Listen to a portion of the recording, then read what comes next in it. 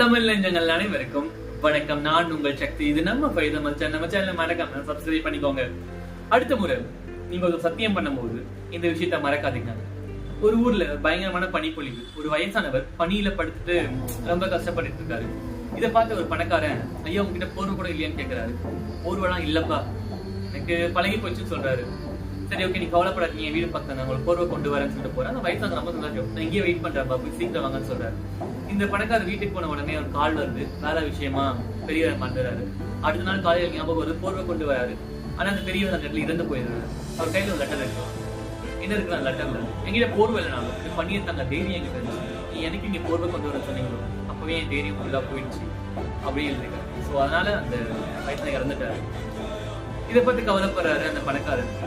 So அடுத்த முறை நீங்க ஒரு ப்ராமிஸ் பண்ணும்போது அது வெறும் வார்த்தையா இருக்காது, ஒருத்தர் நம்பிக்கையா இருக்கும். மறந்துடாதீங்க.